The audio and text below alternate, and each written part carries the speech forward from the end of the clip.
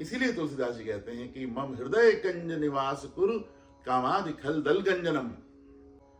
एक बार इन दुष्टों का नाश हो गया, इन दुर्गुणों का नाश हो गया, ये हमारे अंदर से चले गए, तो हमारे अंदर एकदम स्वच्छ वातावरण बन जाता है और उसके बाद प्रभु हमारे अंदर निवास करने लगते हैं, वास करने लगते हैं।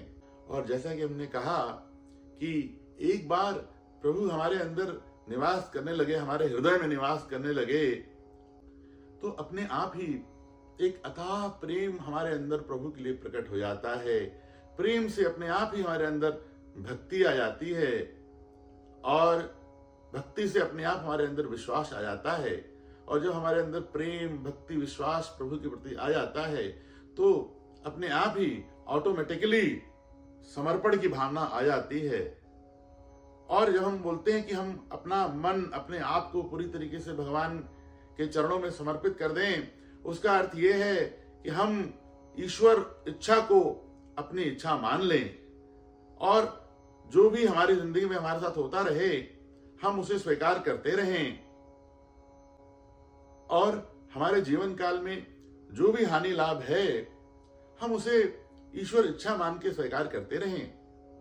परंतु इसमें एक बहुत बड़ा परंतु है कि ईश्वर भक्ति, ईश्वर के प्रति प्रेम या ईश्वर के प्रति समर्पण का ये अर्थ कदापि नहीं है, ये अर्थ बिल्कुल भी नहीं है कि हम अपने कर्मों को छोड़ दें या कर्मों के प्रति निष्क्रिय हो जाएं।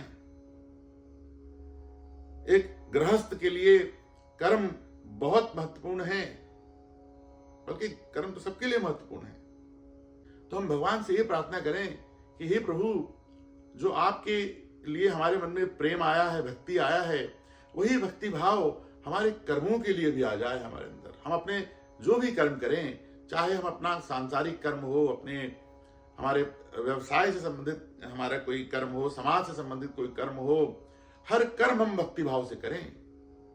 We do all our karmas religiously।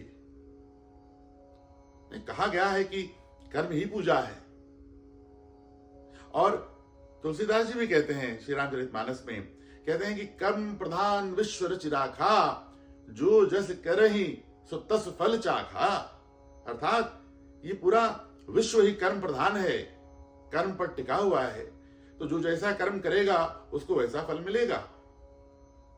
और वो फिर कहते हैं, सकल पदार्थ है जग माही, कर्महीन नर पावत नाही। अर्थात इस संसार में सब कुछ है, एवरीथिंग इज देयर,